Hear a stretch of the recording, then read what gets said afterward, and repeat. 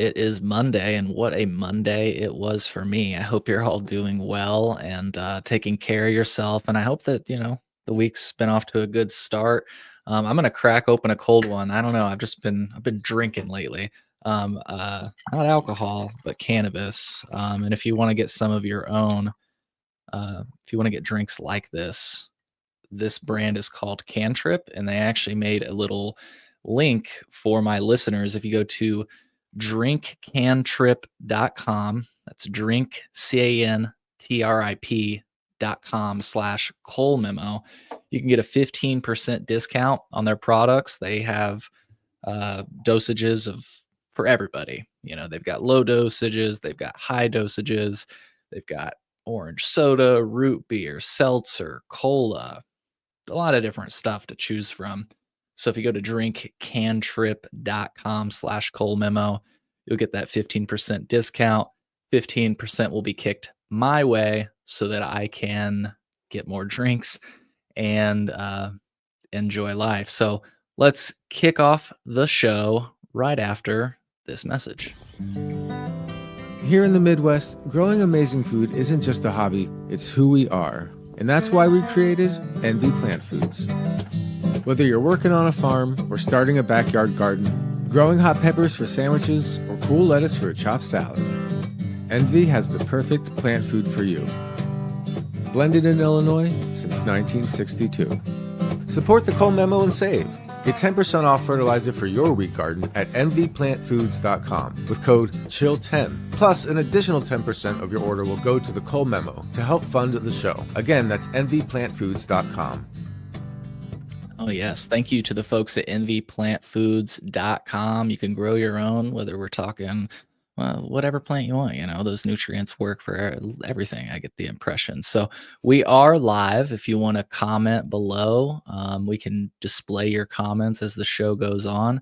I might even open up the phone lines later if people want to jump on the lines. We haven't had anybody call in for a while. That makes me sad, but maybe we can get somebody to call in later. Who knows? We'll see. If you're catching this later and you're wondering how to tune in live, I'd say the best way is to head on over to colememo.com/YouTube and subscribe to my YouTube channel so that you never miss a stream. This podcast is also available for streaming on SoundCloud, Spotify, Apple Podcast, and other podcasting platforms. And as a reminder, one of the best ways to support this show is by going to colememo.com/Patreon. It's only $3 a month to become a member, and members get access to episodes and my content before they release to the public. Just a quick heads up. If you're on an Apple device, I recommend signing up from a computer or a non-Apple device because Apple is greedy and they add extra fees on top of what I feel is my very fair price of $3 a month. So, sign up from a non-Apple device. You can log back in on your Apple device and you can only pay. That'll make it so that you're only paying $3 a month to access my content and none of your money is going to big tech. All of my content ultimately releases for free on public feeds, but if you'd like to support the show financially, and like I said, get early access to episodes before they release to the public, consider becoming a member at colememo.com/Patreon. That's colememo.com/PATREON. It does cost a lot to do this show between licensing fees, the cost of travel, the cost of equipment, and more. This show is brought to you by listeners like you. You can also make a one-time monthly or yearly contribution at colememo.com/support. That's right. You can throw me a buck if that's, what you're able to give. And if you can't support the show financially, that is totally fine. One of the absolute best ways to support this show is by smashing that like button, as the kids say. Share the show with your friends, tell people about it, say, hey, I watch cannabis news or whatever on the Cole Memo. Word of mouth is huge. Also, if you leave a positive review from wherever you're listening from, if you hop on over to Apple Podcast or Spotify and drop a positive review, that's all super appreciated. Before we bring on our guest for today, I want to play this small news report, which will be very related to the things we're talking about today. So why don't we take a gander? Here we go. In my 4.5 years in this chamber, I constantly hear we need to protect the children. And on this issue, I rarely agree with the governor. And governor, 99.8% of the time I'm against you, but I'm with you on this one. The governor's right. We have well-established regulatory system for legal cannabis. So why the hesitation here, my friends? Products, hemp-derived products, include everything from balms that you can rub on your joints to make your rheumatoid arthritis feel better, tinctures that you can put under your tongue that will help alleviate pain. And we don't make medical claims, just so we're clear on that. There are beverages that people can imbibe that are non-alcoholic, which is an alternative to a lot of the alcoholic beverages that are out there. No hangovers, less calories, things like that.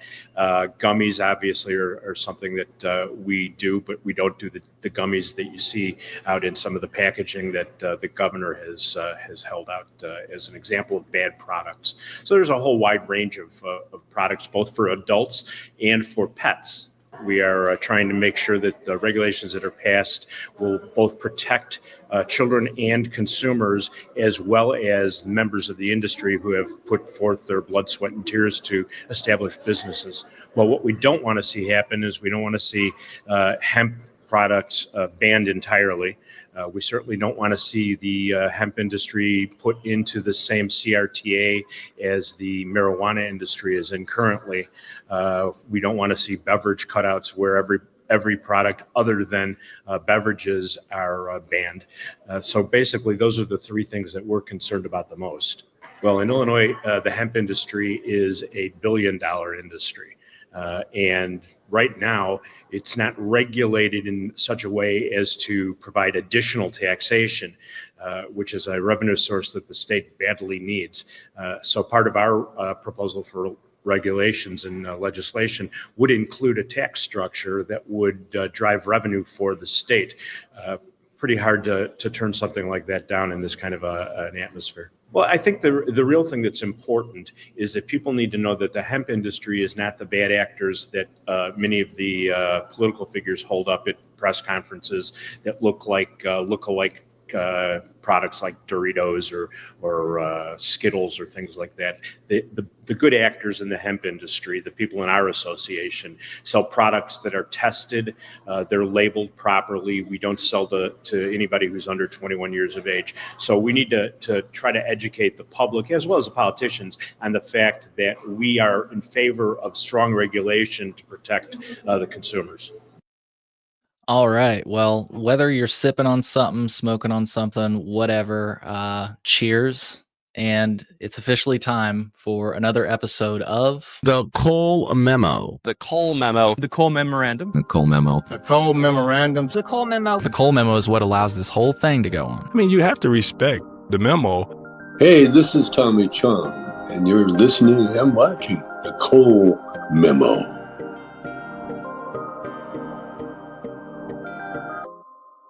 All right, folks. Once again, thank you for joining me this afternoon. It is just about 5 minutes till the holy hour of 420. I'm sipping on my drink cantrip, which once again, you can get at drinkcantrip.com/Cole Memo. We've got a great episode today, and we'll start that episode right after this message.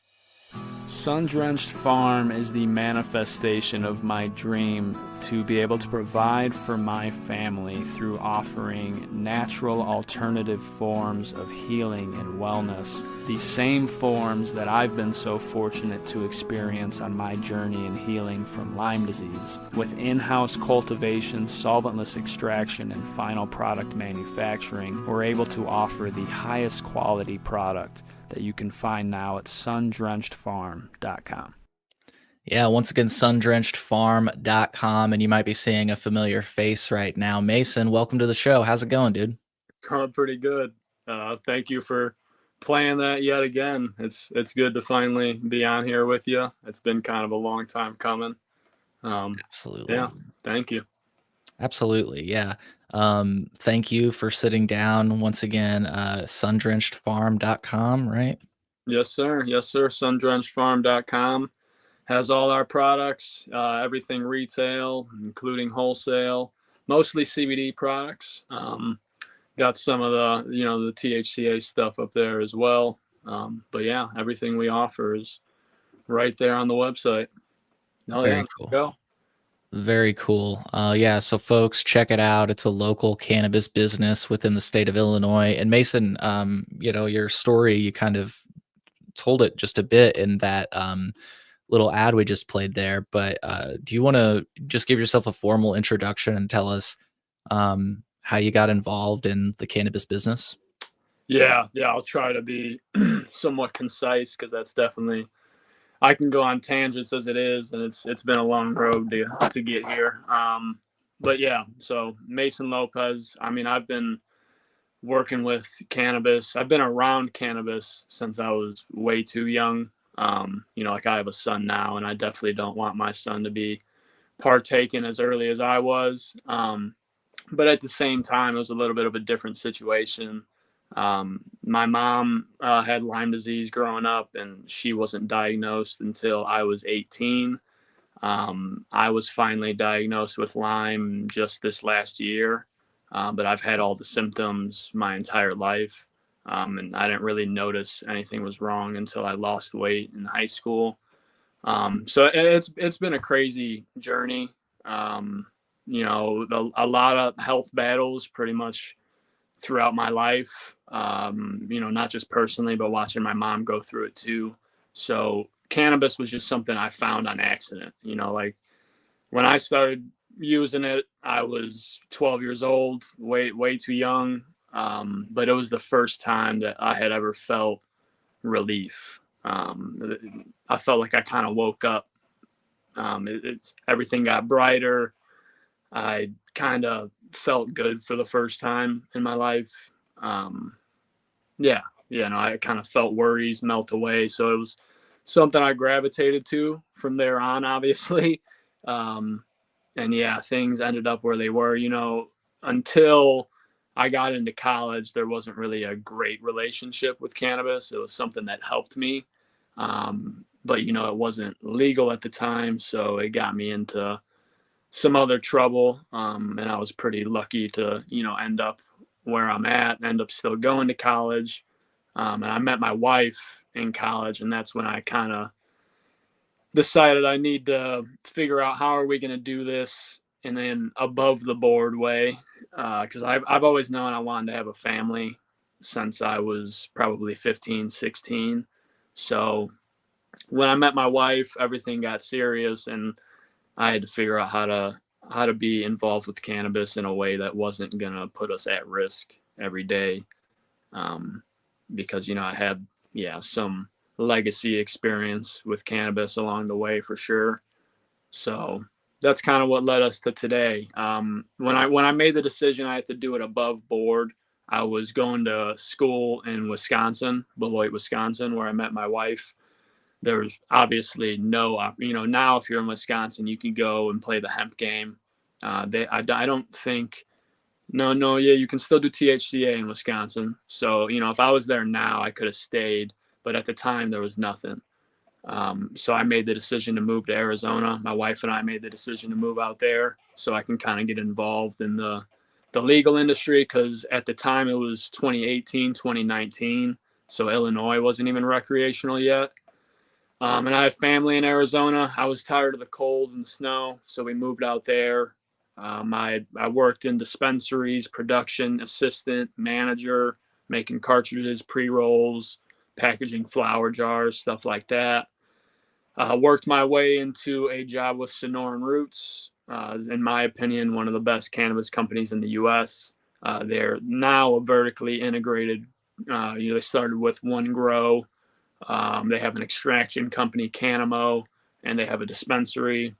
So I was lucky enough to get in there as a trimmer when they were first starting, when they only had one grow. And now they have, I think, 3, 4 grows, 5, 6, 7 dispensaries. So I got in there super early while they were growing, worked my way into cultivation, which is my passion. I used to want to own dispensaries, and then I got a dispensary job when I moved to Arizona, and I was like, this is not for me. I'm not a social person. I like to be by myself with the plants. So I was lucky enough to work my way to cultivate. Oh, did we lose you, Mason? Uh-oh. Oh, you're back. Yeah, I got a call there. Oh, that's Um, all good. I, I was lucky enough to work my way into cultivation. They gave me a shot, and that's kind of where I learned a lot. In those couple of years I was there in cultivation, I learned as much as I did, in the decade leading up to it, which was just kind of, anecdotal experience and not very serious professional. Um, so yeah, that really, like, I don't know, sharpened my skills with Sonoran Roots, and they poured a lot into me. And from there, my wife and I found out we were having a son. We wanted to be around family, my parents and her parents, because I do have some family in Arizona. So we moved back here and decided if I was ever gonna take a stab at a business in the industry, it had to be now. As hard as it was gonna be, um, you know, raising a son and starting a business all at the same time. If I didn't do it then, we were probably never going to do it. So we moved on to our family farm, the farm my grandparents have had for the last 20 years. They did, traditional corn, soybean, but they did it certified organic, rotational grazing.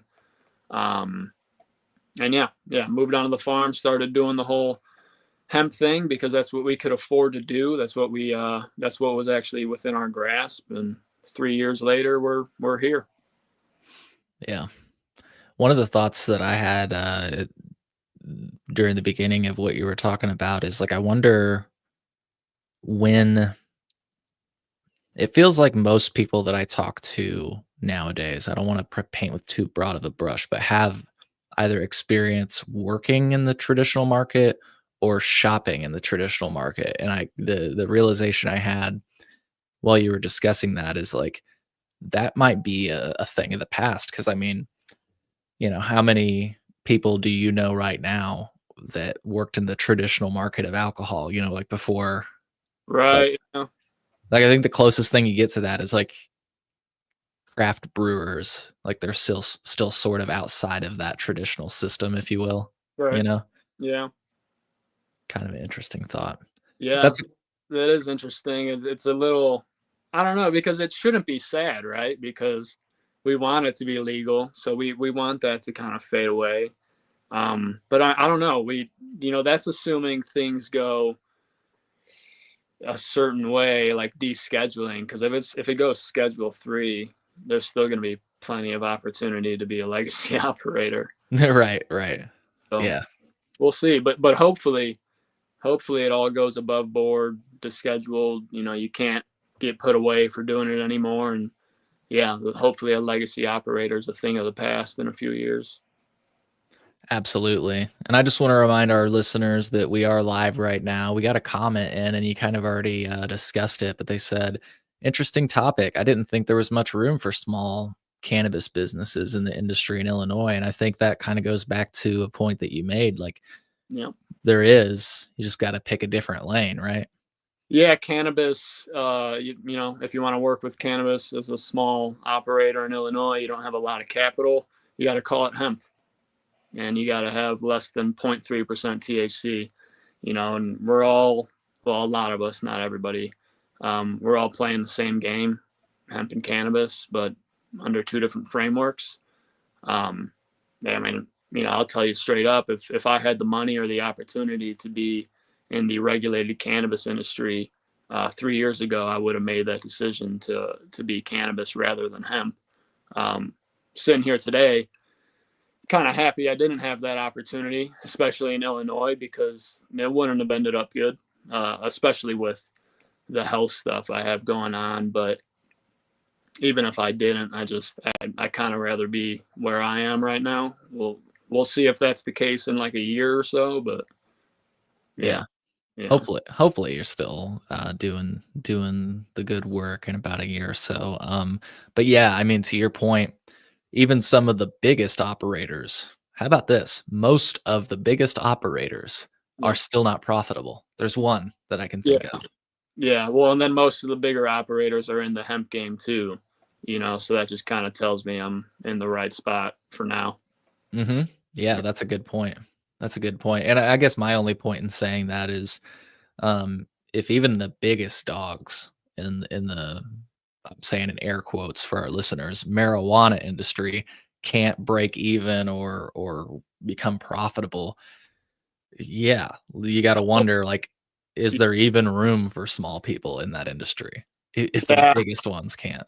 I doubt it. I just, yeah, exactly what you said. If they're barely making the cut, I doubt that we would be making the cut. You have to have that large money backing. Um, and I think a lot of people, I hope a lot of people knew that, it was kind of like get into the industry and let's see how long we can survive. And hopefully we can survive the fluctuations. To some sort of framework that evens out the waves. And I think a lot of people who got in the regulated industry kind of expected that to come quicker than it has, right? They expected relief from 280E. They definitely didn't expect the competition with the hemp industry and THCA. And I think everybody would have told you an emerging industry from prohibition is going to have fluctuations. We're not going to nail this right out of the gate, which is, I'm sure we'll get into. That's one of the reasons why I think hemp is the future as opposed to the regulated cannabis framework. Because I think we had an opportunity to do it right. We were never going to get it completely right. But I do think when it comes to like states like Illinois, we could have done a lot better right out of the gate. And to me, hemp is that opportunity, that blank canvas to kind of do it over again and to do it the right way. Yeah. Yeah. Our friend Adam commented and said that's more their business model than the market. Please unpack that comment. I'm curious what you mean by that exactly. I don't want to make any assumptions here. But yeah, no, you're absolutely right. Like, one thing that I feel that I can't help but wonder is, did people, like, to your point that you started off with, I don't think anybody anticipated this competition by way of hemp. Yeah. But I also have to wonder, like, did people really think that, like, an eighth would stay $60, $60 an eighth? Like, and I guess my point in that is the reason it was, and a lot of people know that price off the top of their head, 50 to $60 an eighth. It's from those traditional market days. And I think there were price pressures because of the illegality of cannabis that allowed you to kind of sell that at that rate. But with legality comes the recognition that it is just a plant. And I don't know, like, name another plant that doesn't have, name another farming sector. I don't know. I guess what I'm trying to say is any plant that you farm, you're going to have price compression, Sure. you know? Yeah. And I don't know. I just wonder if these operators actually expected it to stay that way. I mean, I don't think so. I think at least my expectation from the beginning was competition would continue to increase and then you would see price fall. And then the hope with, competition increasing would be that quality would increase too. I kind of always expected that we would end up at a place with, the Walmarts and the small business, the craft breweries. But that completely depends on the framework of the state, because when you set it up limited licensing like Illinois, you don't allow for that diversity. You know what I mean? So yeah, I mean, you see the THCA prices, they can get dirt cheap. And I mean, I've seen absolutely horrendous quality on both markets, and I've seen the opposite. I've seen just fantastic quality in both markets. So I think now it's just about how do we find a framework that ensures safety, that incentivizes quality, um, and then hopefully still allows for some small business to be in the space. Because if you limit, if you follow a structure like Illinois and limit the licensing, I just don't see how quality will ever be incentivized. And that just terrifies me when there's such an education gap already. Um, and I don't see how there's going to be an incentive for further education in the future if there's just this stranglehold of a few companies on the market. Although I will say that, if that does remain to be the structure, limited licensing, if that's something that spreads across the country, it's going to result in, black market being a lot more prevalent, like it was in the past. And that will incentivize quality, because I can tell you, as, someone who's dabbled with legacy and who knows a lot of people still in legacy, and I prefer the quality of legacy 9 times out of 10 when it comes to THCA or regulated cannabis, just because the people there tend to be a lot more passionate, rather than the video I was watching, where they pointed out the legacy operator might be someone having other products. If you remember that comment, Yeah. the legacy operators I know stick to one product, and they're very passionate about that product, and it results in very high quality. I know that's kind of a tangent, but yeah, that's just another ring around to, I really hope that whatever framework we ends up with allows for competition and small operators, even if it's not me, just somebody who's going to put out quality. But I really hope I can keep playing the game, because that's all I really want to do. Yeah. Yeah. I mean, it seems like only right that you should be able to at least have the opportunity to fail. Right. Like, Yeah. I mean, hey, let me fail. I just, let me try. And if I yeah. fail doing it on my own, I'll go join somebody else's team that can do it a little bit better, and, help them out, is kind of the way that I see it. I just want to be involved in some way, and I don't want it to be like a cookie cutter kind of system. One, because cannabis isn't going to be able to fit into a cookie cutter system. There's so much diversity within genetics and different environments, and from cultivation to extraction. One of the things I'm scared of with any hemp update, whether it's Farm Bill, federal, or statewide, is, the last bill would have cut out the ability for me. I'm a hemp cultivator and processor. Right now, I can legally process material that is higher than 0.3% THC, as long as it's going into a compliant product.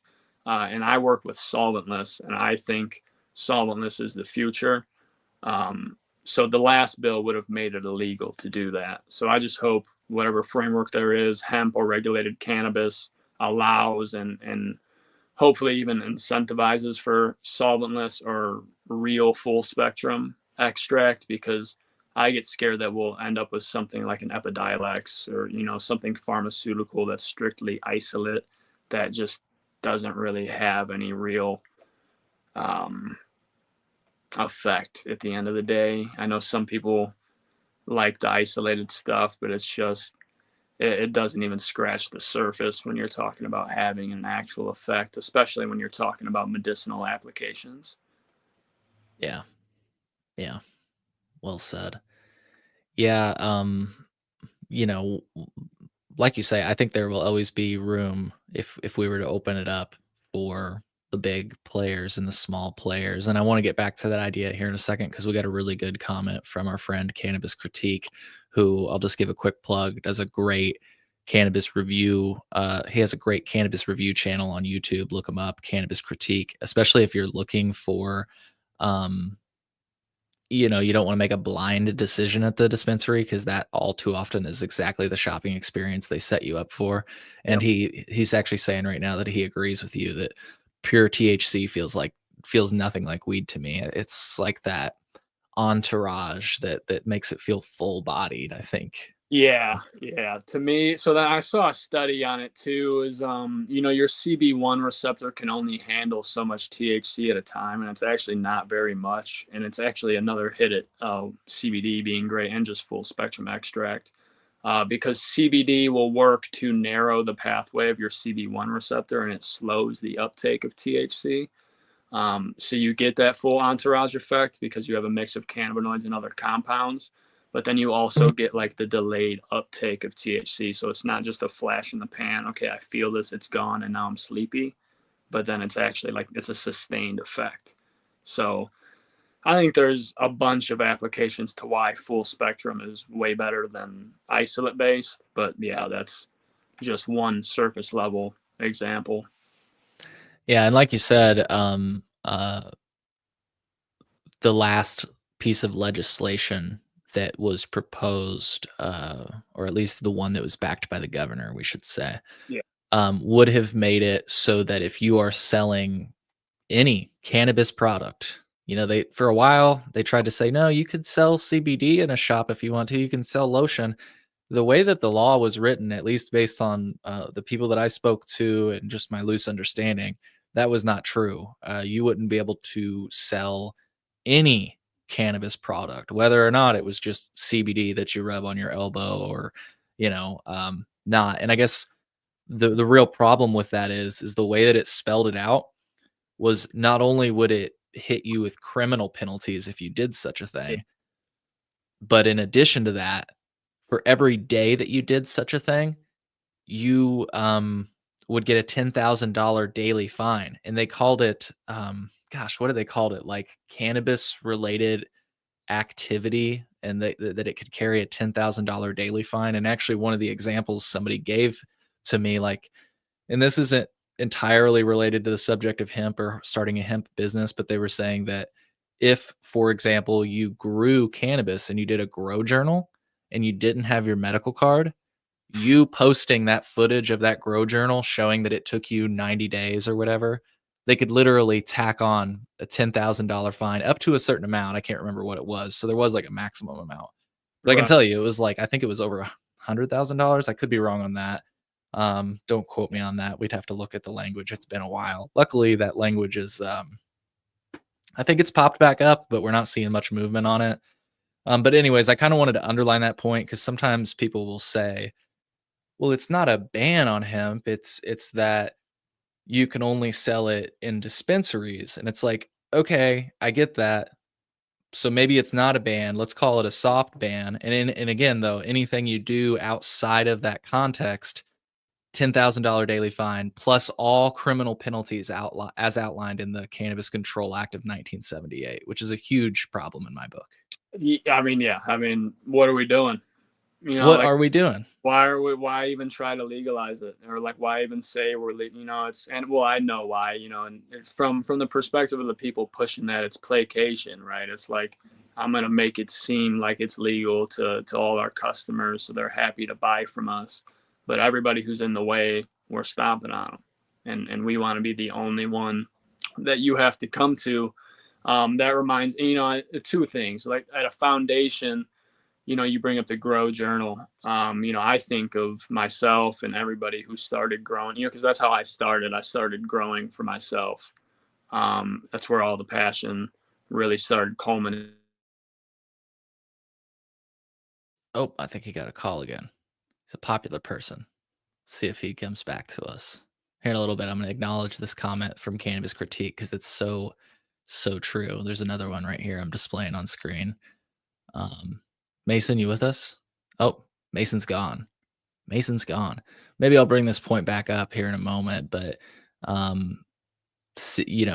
do think there will always be a room. I was saying earlier. Oh, there he is. There we go. Mason. Another phone call, and then it didn't let me jump back in. Oh, it's all good. It's all good. Like, stop phone calls from coming in. If you're on an iPhone, maybe do not disturb. Do you have an iPhone? Okay, will that work? Yeah, we might lose you for a second while you toggle that, but that'll at least stop the calls. Here, while you're getting that set up, just give me a thumbs up when you're ready. We were talking about prices. You'll have to forgive me, folks. We are live. And by the way, towards the end of the show, or at any time, I'm not going to cut off Mason when he's back, but we can take callers. And if you want to call in, it's colememo.com/live. Shout out to Cole Cram. Shout out to Adam. Shout out to Cannabis Critique once again for tuning in and commenting. If you comment, I can display your comments on screen. And Mason, you all good over there? So don't yell at me, but how do I do not disturb? Oh, no problem. This is a good little IT teaching lesson for our audience too. Yeah, so right, I guess. I swear I'm not like. It's okay. If you scroll down on your, swipe down on your phone, which you'll lose me when you do that, there should be a moon icon that says focus or something like that. If you tap that, that should put you on do not disturb. Perfect. I got it. Okay. Sweet. I was, So hey, I was I've got some listening. comments cocked up that we can address, but I wanted to try to Okay. get you back on track. You were saying Yeah. you were I talking about remember where I was at. criminalization. Oh, cool, perfect. Take it away. Yeah. So, because what you were talking about made me think about two things. It was, like I thought about myself when I'm growing, medicine for myself. And I think about like people who are outside of cannabis, they think about somebody growing at home. They're like, oh, this person's growing drugs so they can sell and make money. Like it seems like worst case scenario viewpoint to me being inside it. And like, maybe it's just the bias, but I was growing for it. It's been my medicine, whether you agree with it or not, that's what it's been for me. Um, so when you talk about, going after somebody's grow journal and tacking them on for that $10,000 fine every single day because this person is trying to grow them, grow their own medicine, it reminds me of GTI lobbying for medical patients to not have access to their medical discount at any dispensary because they invested money for them to be a medical dispensary. So they don't want you to be able to go to any other one. They want you to come to them because they put money in it. And look, I get it. Like the regulations were set up a certain way to where at first only certain dispensaries could be labeled as medical. So you can only get your discount at certain dispensaries. You paid that money for, to have that status so you can get those extra customers. I understand the base thought of thinking, no, they should come to me. I paid the money. But to stop the evolution of an industry that is emerging from prohibition because you put a few $1,000s into it, even though you lobby 10 times that yearly, it's just like, what are we doing? The very reason we have an industry at all right now above ground level, any sort of legality whatsoever, is because of medical access. So then when we come to these points where people continue to choose greed over medical access, over the patients, and over the progression of the plant in general, is where you just lose me completely. Because I'll tell you right now, I will never touch a plant for another day in my life if it means that everybody gets access, that we can open up the industry, and that the plant can be freed and allowed to progress as it should be, as it should in society. That's my viewpoint. Is this industry, we have what we have now because of medical access. So it's just when we come to these major decision points, we really need to figure out how to get greed out of the way. But that's probably more idealistic than it is really any applicable. You know what I mean? Yeah. But that's my viewpoint. Yeah, and if people are wanting to read about what you just referenced, so you can go to colememo.com and search up this headline. I also try to add links to the show notes after the show is aired. Sometimes I'm a little late on doing that, but I do my best to try to reference or drop all links that we reference during the show. But if you can't wait and you want to read this now, go to colememo.com, and in the upper right-hand corner, you can search Illinois police and cannabis operators oppose the cannabis omnibus. And what Mason was specifically referring to was, according to the Illinois Cannabis Equity Coalition, Green Thumb Industries, which is a licensed cannabis operator, was actively opposing a measure of the cannabis omnibus due to a provision relating to allowing medical cannabis patients to shop at all dispensaries. And like you said, I don't know, there's an element of me that obviously I disagree with that, but there is the side of it that you let off with where I like sort of get it, because they paid from 2014 to 2015 ish, maybe a little bit after, for these locations and this access to medical patients. And then you're going to turn around and just let everybody do that. I could see why a business person that's sunk money into it is like, hey, that's unfair. But at the same time, as a lot of people say, like, sorry, but cannabis culture is kind of about sharing, and it's about compassion. Especially like, I want to talk about compassion. Like the name of the medical program was literally the compassionate use of medical cannabis program. And so you'd think like the most compassionate thing would be to allow medical patients to just shop anywhere, as long as they've got that card. You know what I mean? Yeah, I mean, I completely agree. And I think like I don't know what a good resolution would have been. At first I was gonna say, maybe they could have given like a grace period, like, okay, after a year, you'll be able to shop at any, any dispensary and get your discount. To me, that's still a little wild because you're going to make patients Right. wait for a year. But no, I get both sides. To me, at the end of the day, is like, where do I want to end up in history of of this plant's progression? And I definitely don't want to be anybody who's standing in the way of medical access.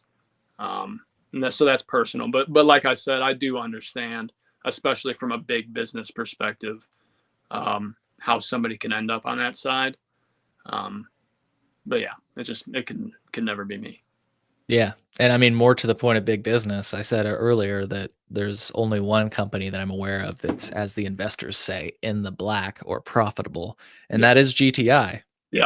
Right. So if they're trying to stay that way, they, not saying I agree with it, but there's reasons people do things. And I want to get back to a comment that came in because it was while we were talking earlier about kind of quality and product and everything else. And I'll just start by saying that our cannabis regulation oversight office has said in the past, I've put it on my website and I remember it as clear as day because it's just amazing to hear this from a regulator. It's that apparently their goal is to there's two things that our cannabis regulation oversight office works to prevent: price compression and receivership. And they said that the number one thing that is preventing price compression and receivership, which are things you see in open states like Michigan, is our limited licensed model. And my thing is, as you said earlier, I think there's room for everybody in this industry. I think there's room for big people and small people. I think that prices, as I kind of established earlier, will surely fall, but also to Cannabis Critique's point, I think there will always be room for, and I guess I should reference the point in case people are listening. He says 60s was the term we used for high quality, expensive weed. I think there's always going to be room, just like there is with alcohol, for like a top shelf craft product. And so if you want your prices to be that way, well, then produce a top shelved craft product where people feel like, I'm gonna, not to give this company free advertising, but I don't even drink, so I'm probably gonna butcher this example, but I am gonna pay for Johnny Walker Blue instead of this. I probably used the wrong color. Maybe No, John Walker that's Reddish. one of that Johnny Walker was. I don't drink anymore, but that was one I used to. I love Scotch. Blue is one of like the highest ones. Okay. Well, Yeah, so nailed it. yeah, But I think there is always going to be room for that. You just have to make a product that warrants, I guess, that price. And so I also, kind of cool. Apparently somebody is watching from Alaska. So ooh, shout out to them. And it looks like they're a grower. So nice. praise be to the growers. Um but back to my point, and this just came back in. Thank you, Baked Bot. I think this is my friend Josh, maybe. Confirm or deny that, Baked Bot, if you'd like. They said it should not be the government's job to regulate prices, and that's my thing. Where it's like, Yeah. I don't know. I'm gonna try to get this economist on that I've talked to in Chicago, and he's pretty well known. Um, to get onto the show because it seems like price compression always comes up in the conversations about just allowing people to openly participate. It's like this, and it's only with cannabis that I hear this, where it's like, but the prices might get too low. It's like, think about every other facet of our life, Mason. Like literally, the conversation going on in the national grand stage right now is that gas is too expensive, eggs are too expensive. Like, what are you talking about? Things can get too cheap. Right. Right. Well, and I don't. It just maybe I could see that actually being a worry from like, well, if prices get too low, they're not going to be able to afford to pay these crazy taxes that we're charging them. That's a good point. Yeah. The other thing is, it's a strictly a theory. It's probably not even because you got a lot of important people that watch your show, but I think Pritzker wants to be able to say it worked, and if the companies are profitable or more profitable than the rest of the country, he's going to be able to say that. I know he has high ambitions for, I'm not a politician. I'm not big into politics. I know very little. Cannabis has made me, scratch the surface of politics. Sure. I never went to Springfield, the capital, until, all this stuff happened. But that's just the viewpoint that I see is, it seems like training wheels. It seems like a safer option. But the thing is it's safe if it goes to Schedule 3, but then if it opens up, Illinois is just going to get decimated. People are already going to Michigan and going, elsewhere for product. Man, if it gets descheduled, if we see the interstate commerce open up, Illinois is just going to get decimated. Yeah, dude. Oregon's going to flood it. Oregon and California.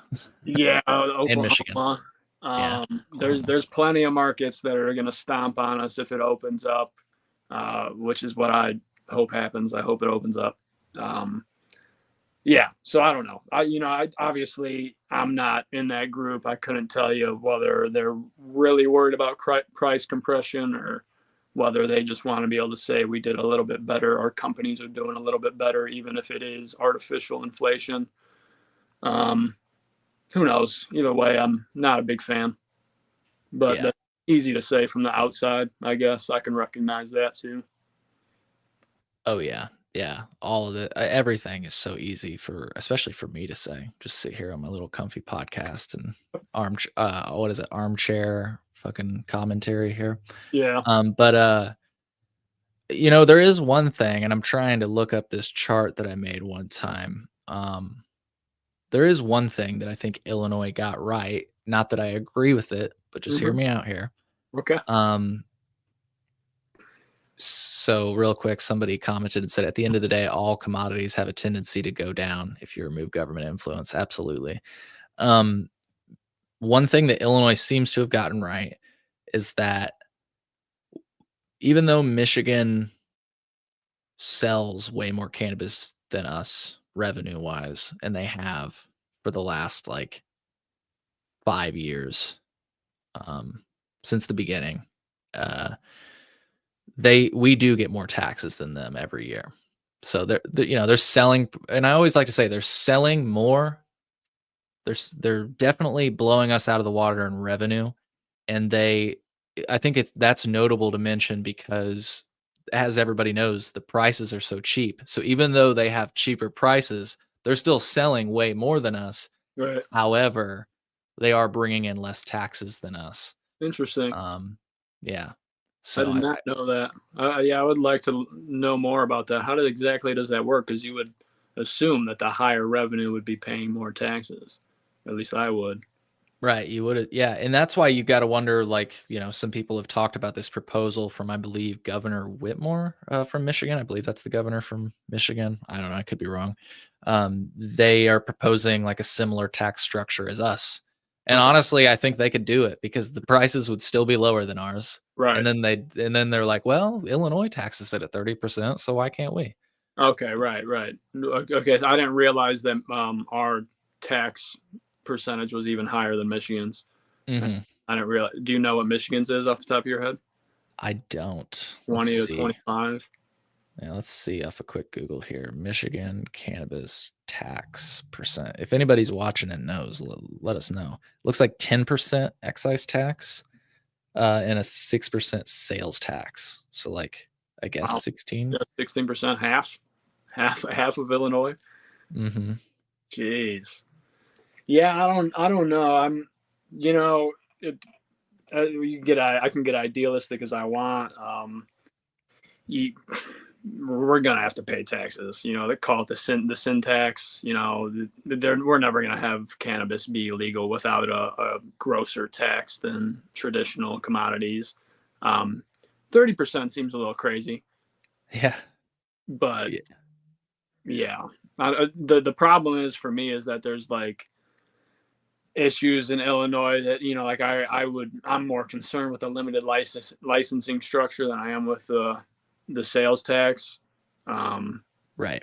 But I mean, like that's pretty crazy to say because 30% is crazy.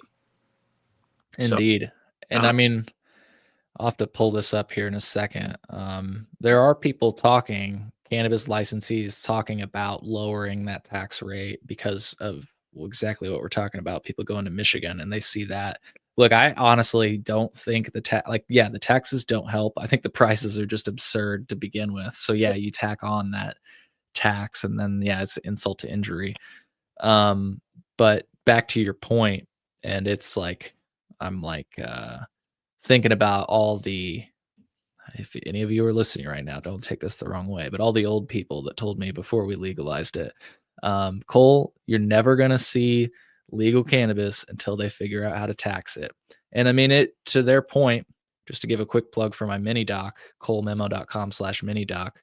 One of the things that representative, uh, it's free to watch, by the way, at colememo.com/mini doc, I should say. Um, one of the main points that Representative Ammons said, who is one of the few people that voted against the bill, was that we should look at cannabis as a justice issue and not a revenue one. And to your point, that's exactly how cannabis was viewed at the time. We were crunched with the budget, and we were looking for any and every way to bring in some revenue. And somebody floated, oh, we got this medical cannabis program. We could expand it, add these taxes on it, and allow all adults to come, and we could get a good amount of taxes there. And I think that's how we saw what we saw come to be. I think that might as well be the motto of the government at this point is when in doubt, sell drugs. Hell yeah, dude. We need to start selling more. I agree. Let's get the mushrooms on the ballot. Yeah, a lot of people are commenting right now. Cole Cram, fellow hemp farmer. I think you know Cole. Yep. He said Missouri is only 6%, which is super interesting. And Adam said, price for the quality, then taxes on top. I'll spend the money to drive to Michigan. Amen. Yeah. And honestly, if I had the time, I'd be doing the same thing. And it's like I don't have the time to be growing my own right now, but I would still do that before I go to Illinois. Yeah. Like literally, I go to an Illinois dispensary once or twice a year, and it is because of the prices. I'll be honest, the quality now that you can find in an Illinois dispensary has gone way up, in my opinion. It's still not as high as it should be, in my opinion. And granted, I don't go enough, like I just said, to have a good barometer on that. But just from the times I have gone, quality's increased, but quality would have to go way up for me to be willing to pay what they have me paying right now at a dispensary. It's definitely recreational pricing. If you're a patient, I don't know how you could afford to pay those prices unless you're very, very well off, and congrats to you. But then you can still shop elsewhere and get a better product. So, yeah. Yeah. And I'll just give a quick plug since we referenced the story a second ago. It's by the Chicago Sun-Times, and the headline. Well, I'll just say one of the points. I'll put the link in the show notes for people that may be watching after the fact, and I've got those notes ready. One of the points that they said was they had 4 different demands. I'll just run through them all because it's quick. They said put a moratorium on licensing fees, provide a credit for fees paid before the dispensary was operational, which I think, makes sense. And it seems like the kind thing to do, right? They also say provide equitable access to capital and grant funding to ensure the growth and stability of licensed operators. And this is the big one that I took home. The third point, amend the quote overly burdensome regulations, end quote, and reduce the quote crushing taxes, end quote, that drive customers to quote illicit markets, end quote, or to dispensaries in nearby states with lower tax rates, a la Michigan and Missouri. They don't say that, but that's what I'm thinking when I read that. And then the final point that you brought up already is allow customers with medical cannabis cards to shop at any licensed dispensary. So that's some demands that have come from cannabis business owners and Representative Ford. And, I'm with basically all of that. I think it'd be awesome if we could also open up the market. And I can't help but wonder what they mean when they say here the amend the overly burdensome regulations, because Oof. Well, I mean, the first one that comes to my mind, I was at MJ Unpacked, and I was talking to some guys who are involved in Kyle Boyer's the first one that comes to mind. He's involved in lab testing, and I know one of the trouble points is aspergillus testing, because as far as I know, all, if not most, laboratory testing tests for all form of aspergillus, whether it's active or not.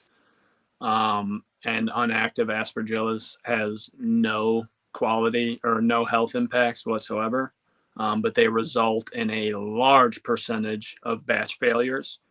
And some people might hear aspergillus and say, I don't care if it's active or not, get it off my flower. But you got to remember, this is a plant. And there's going to be some things around that you cultivate as clean as you can. We need to have testing, and like if things don't come out clean and there's any sort of health exposure risk, then it needs to be cut out. But I know testing is overburdensome.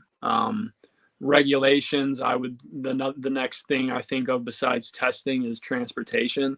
And then I know the safes you have to keep stuff in dispensaries, like the safes we had to have out in Arizona were crazy. And they'd be like a third of the way filled, but you have to have them.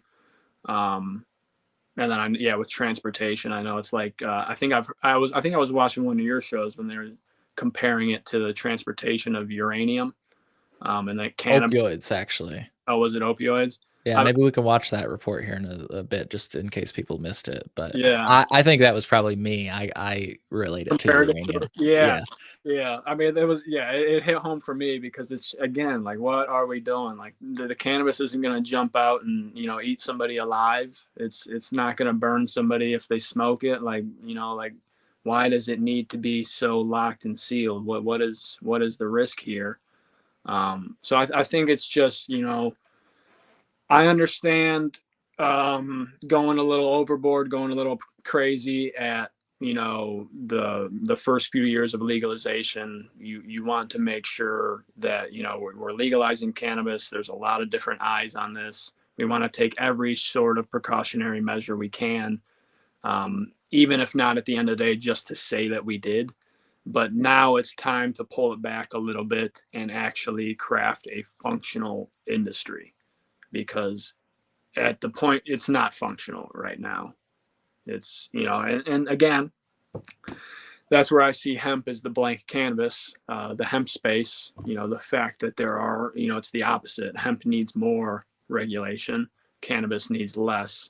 So I think it would be a little easier to use hemp as the blank canvas than to dial things back from an already overburdensome cannabis industry, regulated cannabis industry. But at the end of the day, I see them merging, at least like the cannabinoid space and hemp and the regulated cannabis industry. At the end of the day, I see them merging, but that has to come through, either rescheduling or descheduling in my eyes. But then there's also because when we reschedule or deschedule, as far as I know, that has no implications on hemp.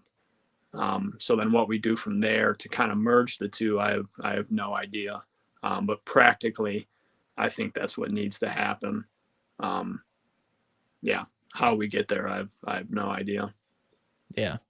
Well, we got a question in from a listener, but before we get to that, I just want to before I forget, really is the issue here. You brought up testing regulations, and this awesome article came out, and it talks about something that I actually had no idea about, because we've discussed the issues with cannabis testing on the show in the past, and I'll try to pull up some of those episodes that we've done that on if people want to check them out. This article basically says that the testing standards for cannabis are actually the result of a typo, or at least one of the limits that causes a lot of issues. And I did not know that. I always thought it was just like maybe legislators not totally understanding what they were legislating. This article, I'm displaying it on my screen right now. Basically, it's by a microbiologist, Sherman Home, and they highlight a typo, like I said, that drastically lowered the allowable limit for yeast and mold in cannabis from 10,000 to just 1,000. Yeah. And that, were you gonna Yeah. say something? Yeah. It will just in Illinois, I know, is like the only state with that number. So you're saying that it was like it was an accident? Apparently, according to this, yeah, he says this limit was mistakenly lowered tenfold to 1,000. Um, and it literally calls it a transcription error. Jesus. So I didn't know that. That And what I can't imagine how much money lost that transcription error has resulted in. Oh, dude, crazy amount. And they say that this makes it difficult for flower samples to meet the standard, likely leading to the use of remediation techniques, Yeah. which they say can introduce secondary safety risks such as endotoxins, which I have heard that on episode. If people want to learn more about that, I'll share my screen. People can look this up on colememo.com. I'll also try to put the link in the show notes. It's episode 112, featuring Kyle Baker, the founder of Clean Theory. And he talks about some other things that can be introduced when you do remediation or kill steps, which is it's an interesting idea. I've also had, just to briefly extend the point, I'll pass it back to you if you got any other thoughts on this. Episode 57, Dr. Bob Miller, he actually ended up joining me on the show. He testified that Illinois has some of the strictest testing standards, and it's actually leading to non-compliance. Yeah. Why don't we, just because it's short, let's watch the clip of him, because I think it's something when you hear it from a person that actually works in these labs. And I think to really add the point, this is a company that's like employed by a lot of the big companies. Yeah. And he's coming out and he's saying this. For its overall success. I want to talk about one aspect. I apologize. Hopefully, it won't be too in depth in chemistry, but a situation right now we're living in Illinois. In Illinois today, we have a pesticide test that we cannot do. The test requires us to test for 350 different pesticides. If we were to even get the materials of known purity, it would cost us hundreds of thousands of dollars even to be able to do that. But what makes it worse is it says the specification should be the tightest specification of any product that would have that pesticide. So, for example, we're having arguments right now, having a pesticide, and we're using a specification of what's in sheep. Because the way the regulation is written, you have to test for 350, and the criteria you have to use is the tightest of all specs for all types of foodstuffs. So the absurdity of that situation is just paramount. What's it driving? Non-compliance. No, since none of us can actually do the test, every laboratory is doing something different. Many of them are not even doing the test. So with the intention of creating the most stringent criteria actually caused the opposite. It actually is causing non-compliance. So really important about regulations. The second one I'd argue So let's see. Does he have something relates else? to the infused. So, okay. That's just me. You look super young right there. Yeah, the podcast has aged me. That was only a year ago. I believe it. I believe it.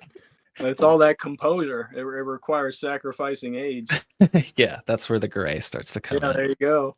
The composure. Yeah, I mean that's pretty, disheartening to hear. I mean, there's really the only point I would make is already what he said is like, yeah, it was the intention of we're gonna have the cleanest cannabis around, but it's just unattainable. And when you have an unattainable goal, you kind of just stop trying to hit the mark if you just know you can't hit it, right? Because then, a lot of these places have probably gotten in the remediation machines, and it's like, all right, well, just grow whatever we grow and put it through the machine and it'll be good. You know what I mean?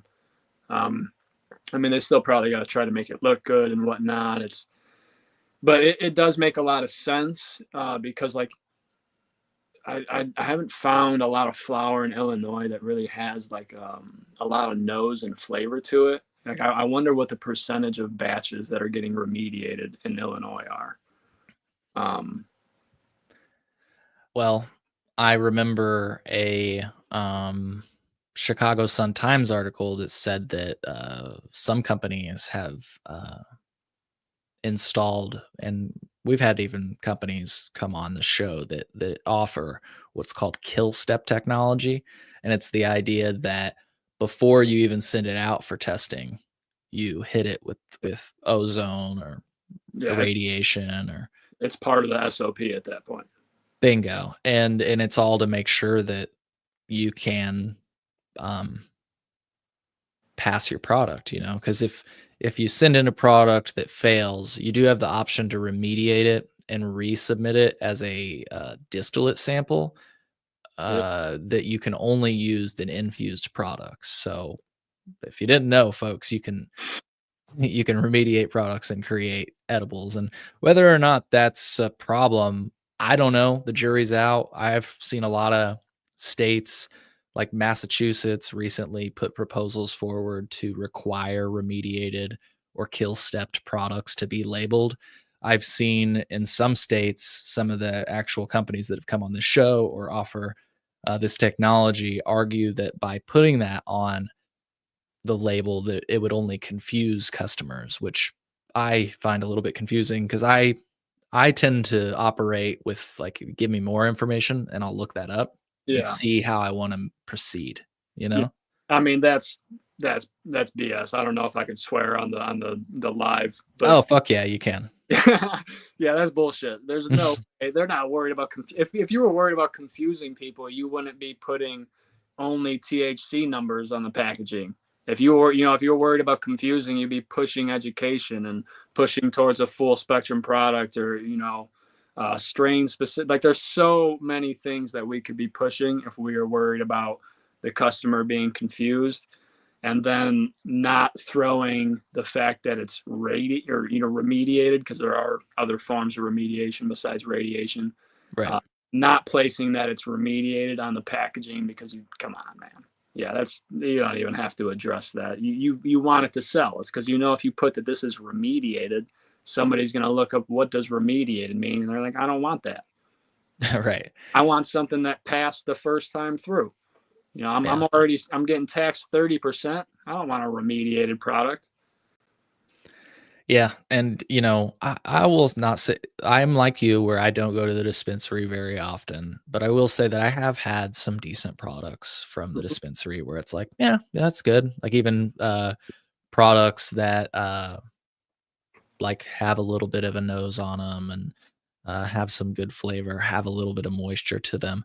It just seems like the experience is so hit or miss, and it's not consistent, I guess, to put it another way. And that can happen with home growers too, for sure. But this comment that just came in before I get to it, uh, the comments about home grow, but somebody said, let the consumer filter the information.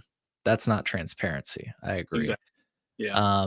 And they also say that Legacy, which I believe is a brand here in Illinois, has quote never remediated end quote on their packaging. They said they respect that. I do too. I just wish that was actually a required label, Yeah. because anybody can type that Right. on their product, but Right. if it's actually like a something that's required by regulations, like it would say a lot to me if it said never remediated on the package, and then you look at like the label and it confirms that.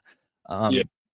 Yeah, and that's funny that they brought up Legacy too, because when you said that I have had good product, that's what I was going to bring up. Legacy. I've had rosin and flour from them that was pretty good. And then I actually have a buddy who either knows their head grower or the owner, I don't know, but that's cool to know that they're not remediating. And yeah, hopefully that's true. We got to take Yeah. them at their word at this point. But yeah, I agree. I wish there was some sort of requirement, or just check in place to make sure that that is true, and that's so people who do remediate have to put it on the package, because with exactly what the comment said, it's the transparency for me. It's an ethical issue at that point for me. Having Lyme, having family members with Lyme, we have to be super particular with what I eat. Like I don't eat any sugar at all. I can't have processed foods or GMOs. So I can't say if something remediated would actually harm my body. I think it would, because I'm super sensitive to stuff, and just I would like to be able to make that decision for myself. Yeah. Yeah. I mean, I look at it like, maybe they're at an industrial scale, maybe there is a necessity for that. Just like with milk, like maybe I'm speaking out of my wheelhouse here, but with milk, like most milk you see is pasteurized, which I would call a form of like shelf stabilization / remediation. Maybe I'm wrong. Do you Yeah, know more? I'm a super, like, so we're organic. I'm a Yeah. super, like, holistic. So I actually think pasteurization of milk was a very bad thing that happened. And like, so there's two. I think with a conventional way that we farm, it was always going to be necessary because the cows were getting sicker and sicker, and so the milk was becoming more and more unhealthy. So you had to pasteurize it, or else, yeah, you risked, dying or getting some pretty bad stuff. But if you take care of your animals, you take care of the cows, that raw milk is extremely beneficial for you. One of the most beneficial things on this planet, in my opinion. And if you have a quality raw milk and you pasteurize it, because you're trying to get the bad bacteria out, you're also taking most of the good bacteria with you. So, but again, it's a little idealistic because, like you said, maybe at a industrial scale, it is necessary, because I don't know if you can accurately check every single batch to make sure, is this raw milk good? Probably not. I don't know, but that's where I become a proponent of many small farms versus a few industrial. But that's someone's decision, and I prefer that there's both. You know what I mean? And somebody can make their decision, because I'm always going to choose the raw milk if I know where it's coming from. Our neighbor produces raw milk, and that's where we get our raw milk from. And I personally don't touch pasteurized milk, but somebody out there would probably be very uncomfortable with raw milk. So, Yeah. yeah. So that's kind of just to zoom out from our conversation for a second. It's a point that a professor from the University of Illinois made to me once when we were talking about how it seems like the goal of legalization in some ways is maybe eliminate is a harsh word, but eliminate the legacy market, the traditional market. But when you say that, you have to realize that there's still a traditional market for basic staples like milk and eggs. Yeah. Some people prefer to just get it from a farmer, and I think cannabis is the same here. And again, I'm trying to be fair here, not trying to paint with too broad of a brush. I think that, you can certainly get some good cannabis products in the dispensary, but I also think, like this commenter said, this person said they worked at a dispensary, they tried every flower and none compared to homegrown. Like grandma's cooking, you just can't get it commercially. And what I would say to that is, you can get some good canned tomatoes or even tomatoes themselves or green beans or canned green beans, but nothing's like green beans out of like my mom grows them at home, grows green beans and tomatoes, and just nothing compares to it being picked right off the vine, cooking it, it's just there's just not a comparison really. And that's the way I kind of relate home grow to all of this. Well, I want to get to some other comments that people are making, but I just want to make sure that I mention this, and I'll have it in the show notes. I mentioned, well, I think we displayed a comment where somebody said, I think it was our friend Cole. I'll put it back on the screen here. Where did he say that? He said something like, yeah, he said, tightest regulation, but they end up selling moldy bud. And if folks want to learn more about that, that's a real thing that ended up in the newspapers. I had the investigators that conducted that investigation on my show. If you go to colememo.com/guest index, their names are Tom Schuba and Stephanie Zimmerman.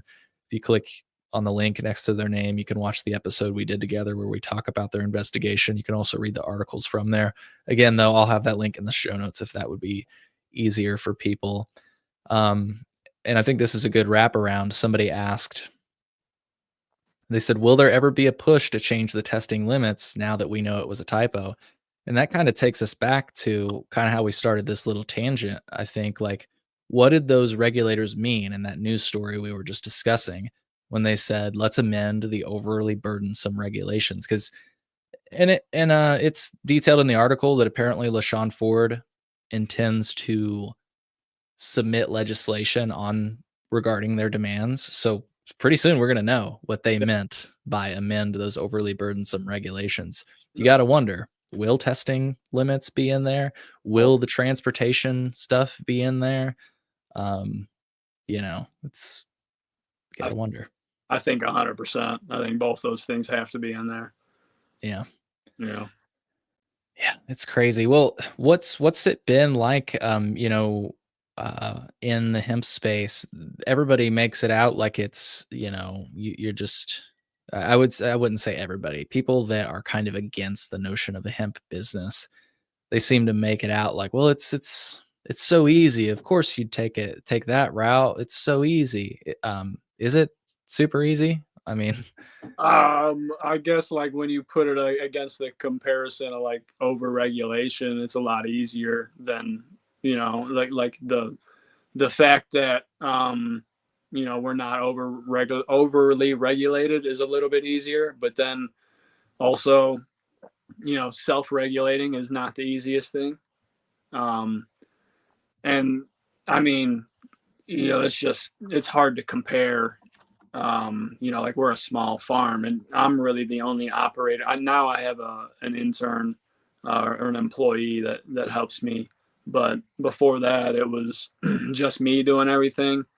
My wife makes the salve. My mom makes the gummies.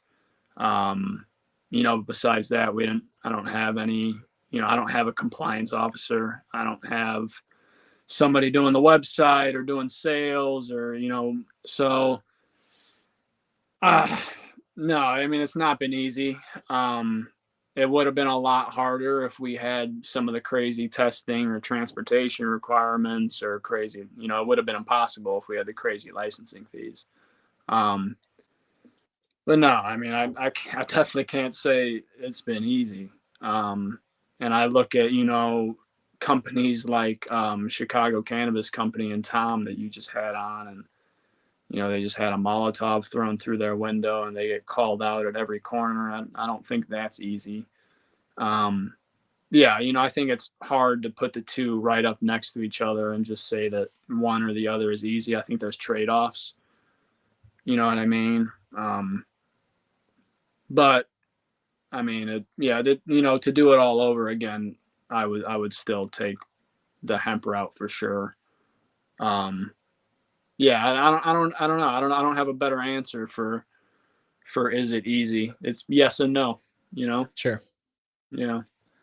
Yeah, well, I think that was a pretty fair answer. Like, yeah, maybe getting the license was A lot easy. Yeah. Yeah, but it's like past that. That's where you have You to still go. got to formulate the products. You still got to find something that people want to buy. The first product I put out that wasn't flour was the rosin blend concentrate. Was just rosin mixed with isolate.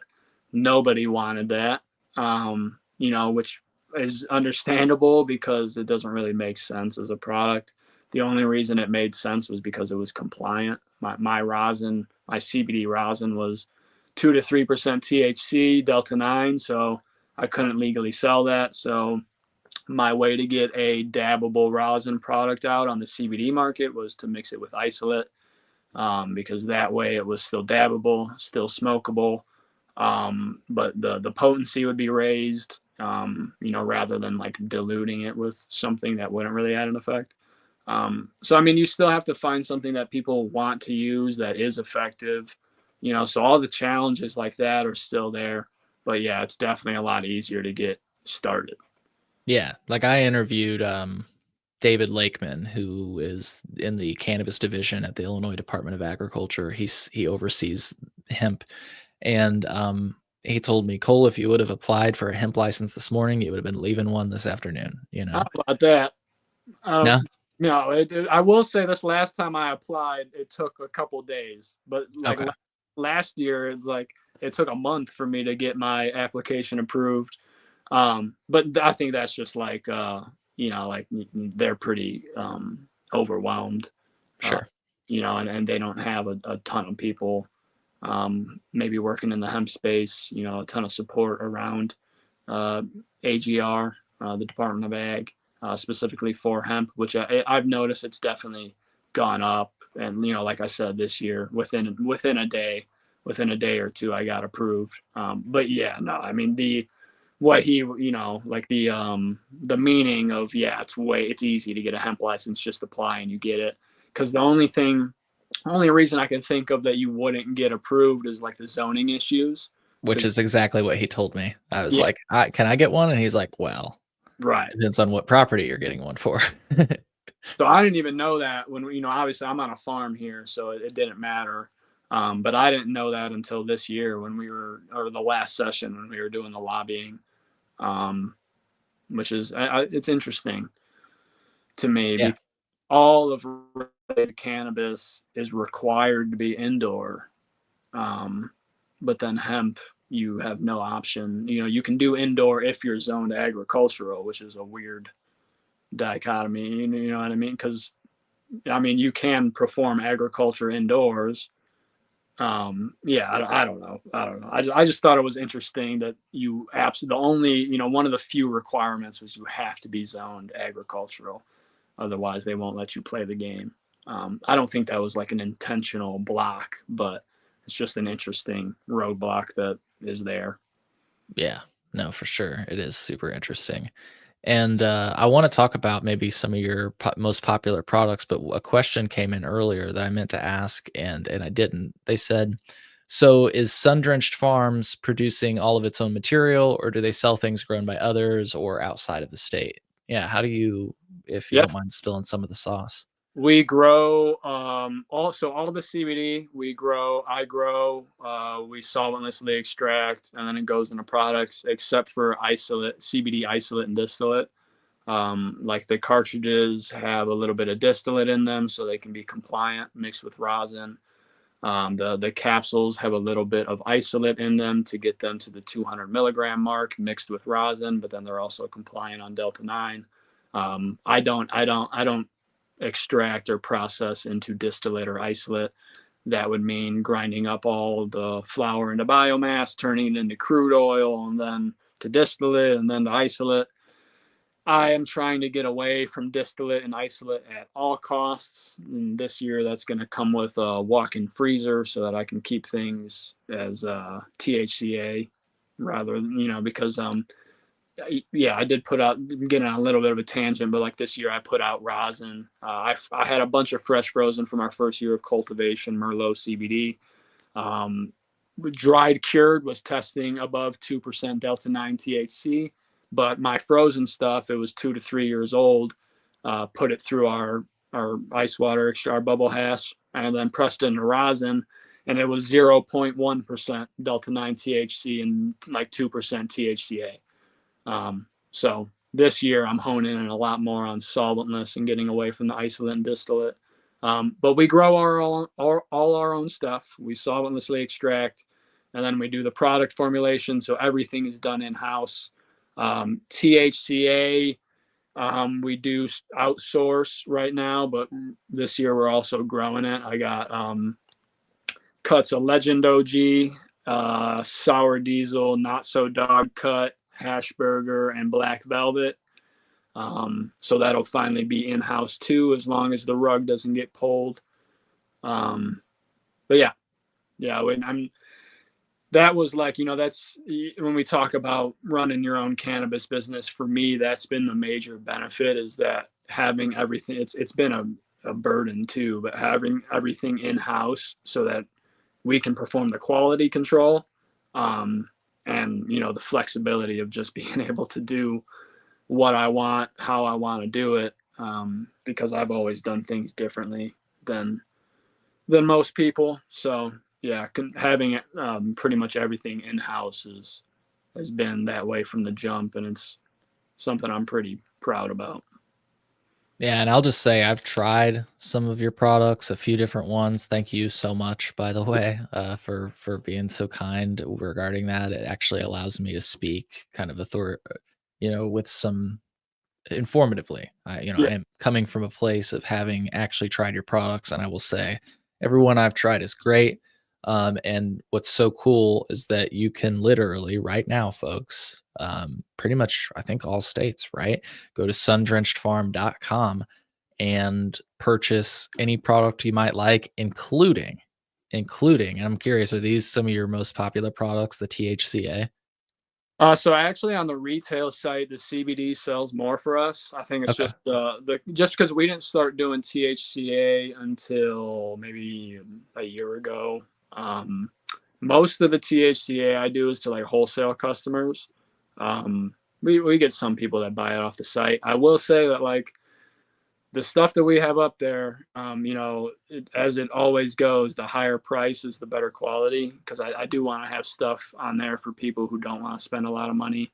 But the higher price stuff is like stuff that I would be buying for myself. You know what I mean? Mhm. So the quality is great. But yeah, no, as far as the retail sales, most of our retail website sales are CBD just because over the last few years, that's what I really leaned into. Um, which is funny because my passion comes from type one high THC cannabis. Um, so I'm happy to now be working with that again too. But I do also take pride in our CBD being super high quality, especially compared to the rest of the market.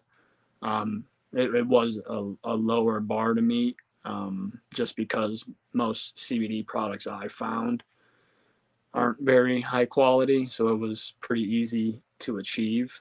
But that's also because I have the land that's been organic certified for 20 plus years. So as far as a cultivator, my job is pretty easy aside from like the labor of just making it happen. Um, and then turning it into a solventless product, you can't really find solventless CBD on the market. And it's just in terms of effectiveness compared to an isolated distillate, it's night and day. So that's been pretty easy to achieve as far as a superior product. And then with the THCA, it's just knowing what's good. Like I've been around cannabis for, God, how old am I? For 15 years. Jesus. Yeah, that's been what I've done for the last 15 years is this stuff is superior. This is what I want, and I'm going to help other people find it. So, yeah, head on over to Sun Drenched Farm. Whatever you need, we got a lot of different stuff, and what's coming out soon is what I'm most excited about. And you asked about the most popular products. It would probably be the capsules. CBD flower is pretty popular. The cartridges and then the salve that my wife makes is pretty popular as well. It's not like a lotion. It's a little bit more firm than a lotion is, but for that reason, it lasts a lot longer. And then ours is 7,500 milligrams, to where most products you find on the market are much lower dosage. And with CBD, just information for everybody, the average effective dose in adults is 200 to 300 milligrams. Most products you see on the market are like 25, 50 milligrams of CBD. Um, Now, I don't remember if that study was done. It was probably done with distillate or isolate based products. I would say that, like, I expect like 50 milligrams of our solventless tincture is probably the equivalent of 100 milligrams of a distillate based product because it has all those other hundreds of compounds within the solventless tincture. So I don't know what the equivalent would be for a strictly solventless product, but I will say that if you're not getting at least 100 milligrams of CBD, it's probably placebo or you're just not getting effect. But until you get up around 200 and 300 milligrams, that's where you're going to see real benefits of CBD, which is a lot different from THC, right? Because with THC, you need much, much lower doses. Yeah, And that's something that a lot of people don't know about CBD. So all of our products are tailored to be high potency. that's awesome. That's Yeah. really cool. I think another comment came. They said, so THCA is outsourced, but CBD is in-house. In the future, will you produce more THC yourself? Yeah, THC, yeah, I should yeah. say. If I wasn't clear on that, that's what we're doing this year. The plants are already going. They'll be out in the field this year, and then I'm building out. I will be building out an indoor space very soon, to finally get back growing indoors, because it's an itch I haven't scratched for a while. I've grown, a few runs for myself over the last few years, but when I left Sonoran Roots in Arizona, I was managing grow rooms of 1,000+ indoor plants, that were just immaculate. And it's something I miss, is being in a room full of just beautiful, beautiful plants. Yeah, they say they hope you get a nice outdoor harvest. Also, I think Adam must have took a look at your site, or maybe he was looking at us looking at your site, and he said you got some great genetics. Thank you So very much. yeah, maybe he was just talking about us, and he wasn't even talking There you about the go. plants. There you go. I'm just Take the joking. compliment. I don't know if that's accurate for me views, but I will Yeah. take the compliment. Yeah, absolutely. Well, a thought that I just wanted to put out there for people, because you made it earlier, and I think it's important to put out there. It's the idea that hemp, I'll say it in air quotes really quick, hemp and marijuana policy. We're talking about cannabis, of course, but there are two separate policies in the Yep. state of Illinois, and in other states as well. Um, could use some improvement. And I'll just say that I wrote an article about that at colememo.com. It's headlined "The Future of Cannabis and Hemp: Taking the Best and Leaving the Rest."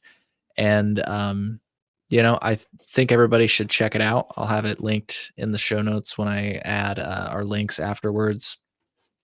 I mean, the big thing that I try to point out is that, sometimes people will say that uh, the science isn't there yet for some of these compounds, but that's never stopped either side of the industry, frankly. Yeah. The research remains incomplete. And in fact, I would say the research restarted, and I've kind of got this here. Hemp's role in advancing cannabis research. Hemp has revitalized cannabis research in the United States because the descheduled status of the plant has enabled colleges and universities, such as the University of Illinois, Southern Illinois University, and several other institutions nationwide, to pursue studies that marijuana's federal Schedule 1 classification has long restricted. And like I said, this legal framework has paved the way for bringing back academic exploration of cannabinoids and their diverse applications, you know?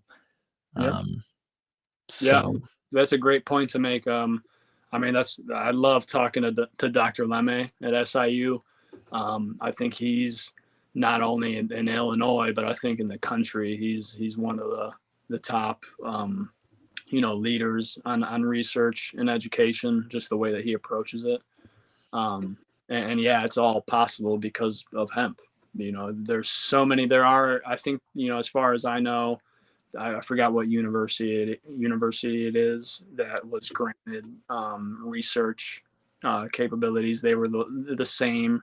I think it was Ole Miss. Yeah, there you go. Yeah, the same ones that were producing a lot of cannabis for medical patients before it was, before access started opening up. But most people, if you weren't them, there were no avenues to new research. And there was really there are very few ways to access old research too. Yeah. And that's, for me personally, in a selfish way, with my business being solventless, pushing education is extremely important, because if people don't know the difference between rosin, solventless, and solvent-based extraction, like distillate and isolate, there's no reason for them to choose solventless. But at the same time, I put myself in the solventless team because that's where I believe that people are going to inevitably go as education grows. But just aside from the personal aspect, the pushing education to people, on cannabis is, to me, the most important thing. It's above the framework, above all the conversations we had, because I think those things kind of start to iron themselves out as we push the education. As common people, a common like me and you, customers are educated, but then especially as it reaches, legislators and politicians, I would hope that, that education would bring a different perspective at the cannabis industry and the hemp industry. But yeah, I mean, that's, yeah, 100% true that hemp deserves so much recognition for allowing this research to be done. And that I just hope it's carried out in the right way, and that it's actually research, for the sake of unbiased research and not to prove any bias agenda, because there can be those studies as well. But in the grand scheme of things, yeah, it's extremely important that, the role hemp has played in allowing for education and research, because I think that's the number one thing that we all need when it surrounds cannabis. Yeah, completely agree.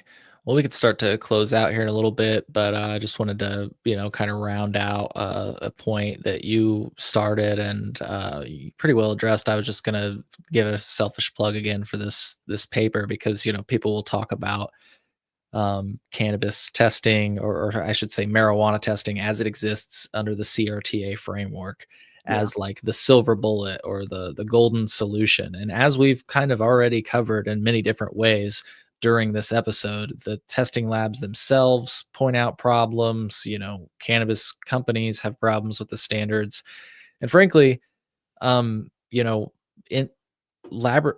oversight labs are starting to be created as a standard practice for all state regulated markets so that states can address issues like lab shopping, inflated potency results, and quality inconsistencies, because these are things that are happening in almost every state. The lab shopping, the potency inflation. And so to, when people say, well, this hemp, it's untested and it's unregulated. It's like, well, I don't think that what you're in is completely perfect either. And that's why this policy is called taking the best. This policy paper that I wrote is called taking the best and leaving the rest, like taking the good things out of the policy, which is mandatory testing, which is labeling, which is age gating. Yeah. But leaving those other things like license limitations and honestly even improving these testing requirements, because just testing hemp for delta 9 THC, I think a full panel test would be a good addition. I think it's something great. But again, it's like when people talk about hemp as if it's untested and unregulated. Again, it's not only Illinois that has all these problems. In fact, a few episodes ago, probably in the last 5 or 10 episodes, I played some segments from an Los Angeles journalist's investigation into the products that were on shelves, and they found a lot of the same things that we saw here in Illinois, where the products were either mislabeled or they were grown using pesticides that weren't on the state's list, because those are the only, it's like, okay, here's a list of pesticides we can't use. All right, let's find a pesticide that's not on that list. Right. So there's just so many issues. And I think we should try to address them all, and not pursue policies that limit legal participation, because all that ends up in like, it's like you can't the only thing you can do, you can't stop the sale of cannabis, but you can stop the safe sale of cannabis. Let me put it that way. How Yeah. about that? Yeah. You know? We've been doing a good job of that. Right. Yeah. Yeah. So, and a commenter said this was a great convo. Thank you for tuning in. And somebody else said the only way to make any of these changes in Illinois is to embark on a thorough and comprehensive education campaign for consumers. Industry players would hate an informed consumer, but it is needed. I agree. I would love an informed consumer. That is what I push for every day.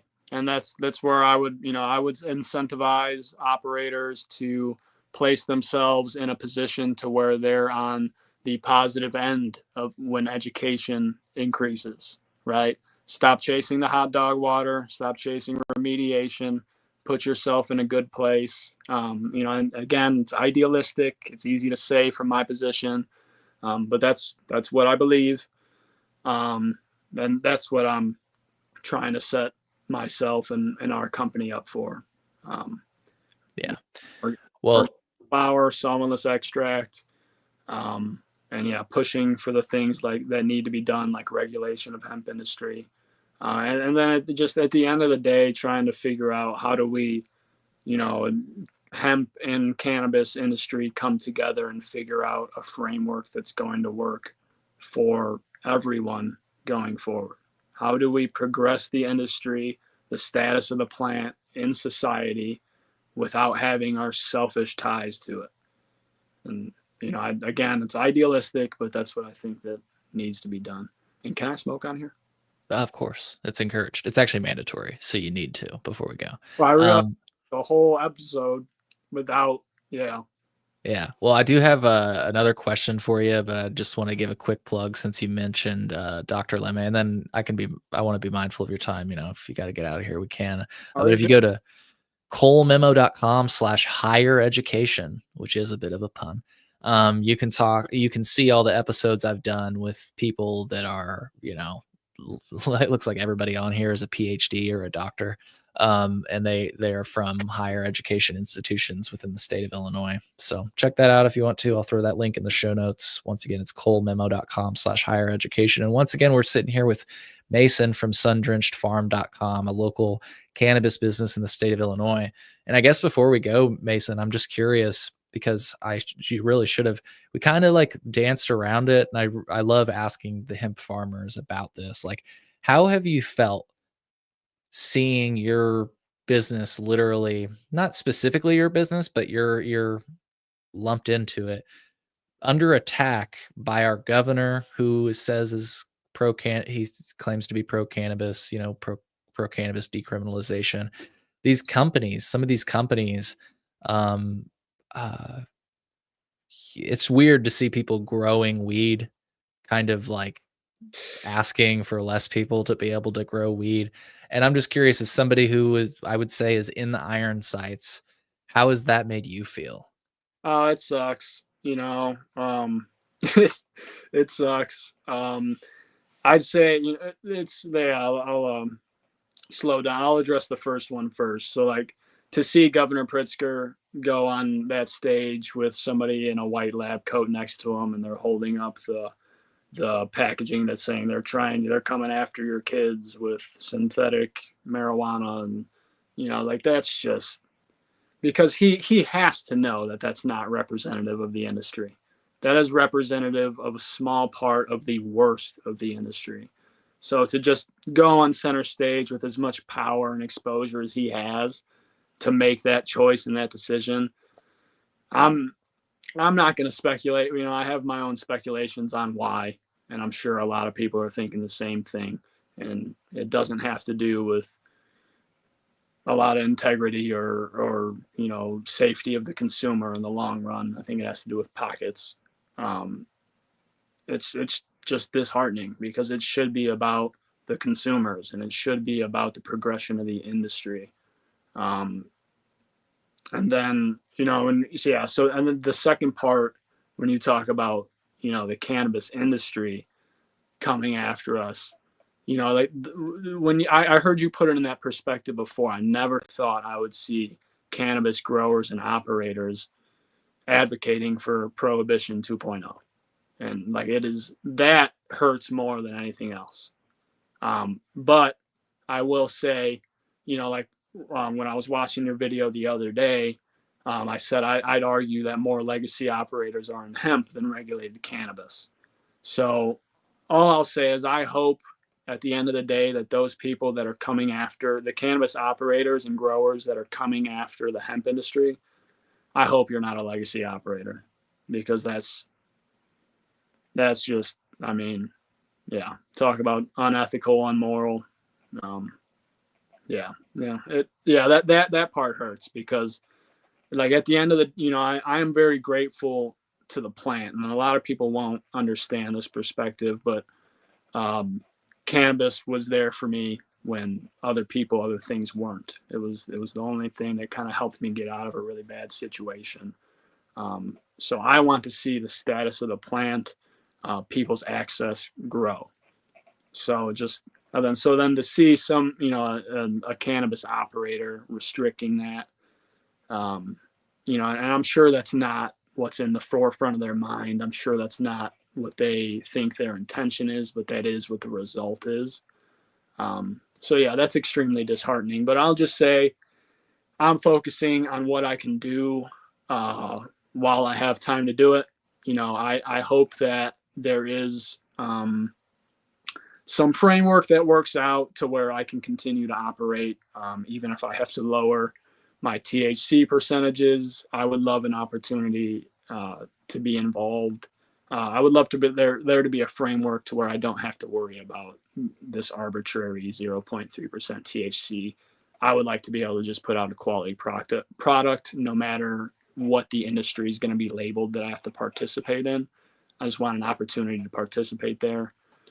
And then I would just advocate, again, I know it's easy to say from my position, but just please, like when we come to these points, when we're talking about bills and how the industry is going to be shaped, just think about the people who rely on this product. Because a lot of people who are operating in the regulated cannabis industry may not know what it's like for cannabis to be your medicine.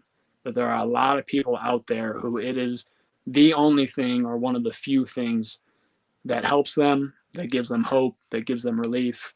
So just think about them when when we're crafting these policies, when you're making decisions on what you're supporting, what bills you're supporting. Just think about what the results are. What is this going to look like in 5 to 10 years? And what was my position in that outcome? Yeah. That's how I'd put it.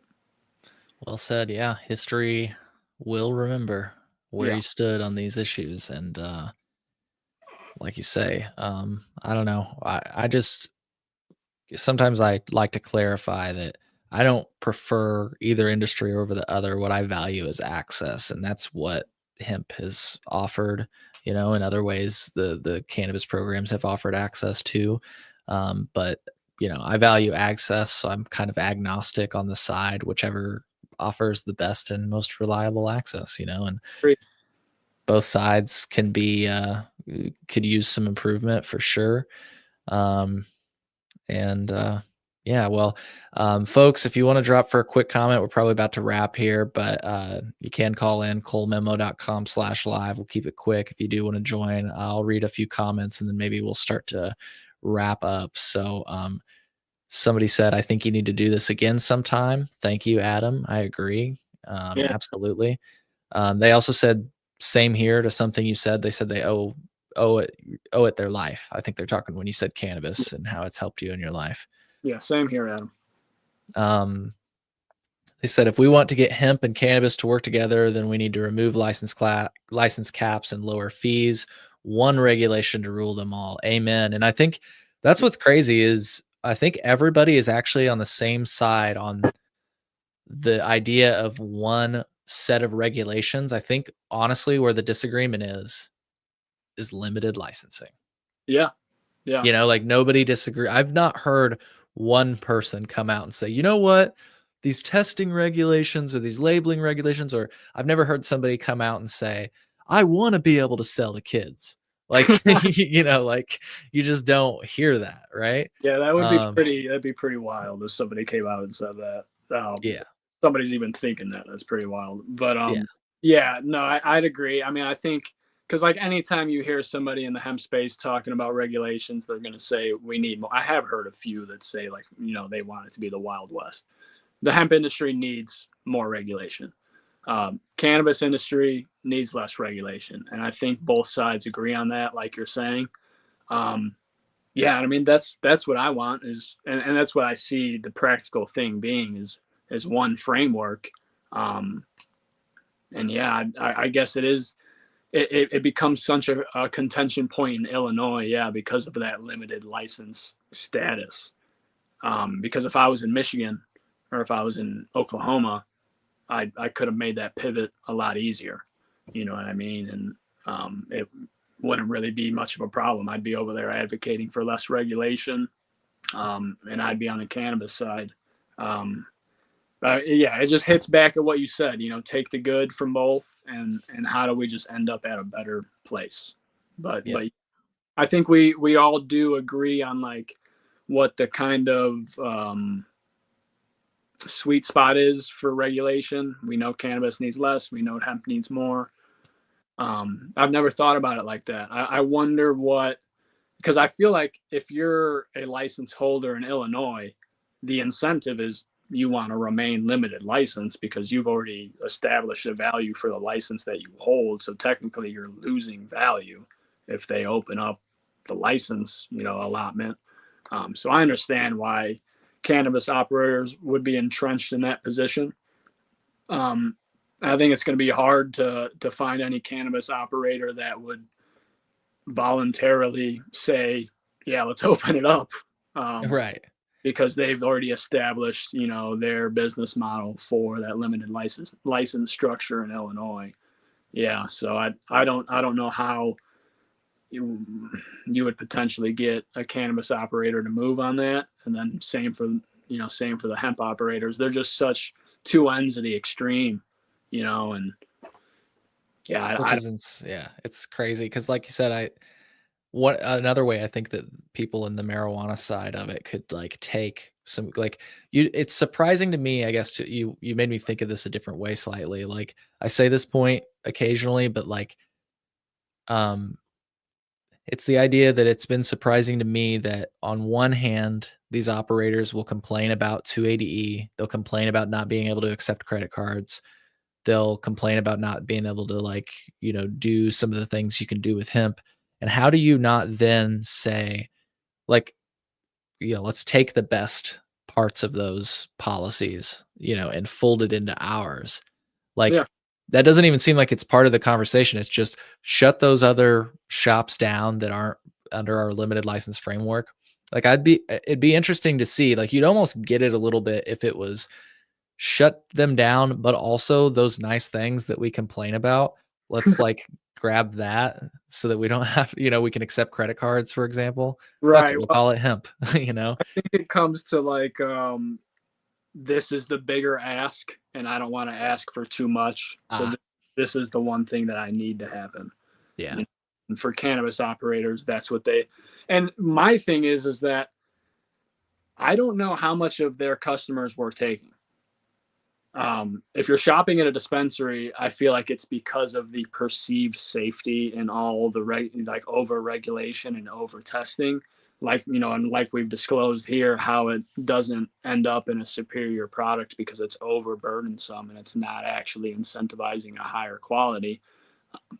But at the end of the day, the THCA shopper, I don't think is the dispensary shopper. So if you push all the hemp businesses out of the way, I'm sure you'll see some go to a dispensary, but they're probably just going to order THCA online or get it from the guy they know that doesn't charge the 30% taxes. Like, you're not understanding that it's not the hemp shop. It is the way you structured the regulated cannabis industry. Yeah. Well, and to your point, a brilliant point that you just brought up, I don't know if people knew this, but it was made clear during the Senate debate on the bill that Pritzker backed. Senator Preston, not me, I'm not a senator, Senator Willie Preston, asked, would this stop the out-of-state sale of hemp? And they said no, because, by the way, I don't think they can do that. That would violate the Dormant Commerce Clause, which I'm not going to sit here and pretend I completely understand. I will just say that I've had legal experts on the show in the past that have explained that to me. And it's the idea that if a product is federally legal, like hemp is, you can't completely restrict, you can't not allow people to get it imported, I guess is my point. Yeah. I don't know the specifics of it, but me I do either. know that that's the result is, if you ban it here, it's going to be a local ban on. So basically you're going to see the tax revenue in Illinois disappear, but the product will still be here and you'll still have that competition. And back to your original point, though, it's like if people are already, if they're even going to buy some of these drinks at drinkcantrip.com/Cole memo, they probably are going to continue doing, like, it'd be nice if they can pick these up in Benny's or whatever. But if they can't, what are they going to do? They're going to go to drinkcantrip.com/Cole memo, and then they're going to get their sodas. And jokes aside, you get my point, is that like all it would do is stop the in-state sale, and more to your point, some of those retail taxes we get from those in-state sales happening within the state of Illinois. But if people are so inclined, they could still purchase their GTI gummies Yeah. via DoorDash, or direct to your door, is what I mean to say. Nothing stops you from purchasing something online. So I think that's a really powerful point that I almost wish I would have brought up earlier in the show, but we covered it, so that's all Yeah, good. well, same. It's been one of my main, like, every time the conversation is brought up about hemp versus cannabis, is like, it feels like we're fighting in the dark for no reason. Like, there's not going to be a good result to this. Like, because cannabis operators, I understand, are drowning because of the bad regulatory status, the bad framework. And again, I think some of it was inevitable, but this is not your lifeline.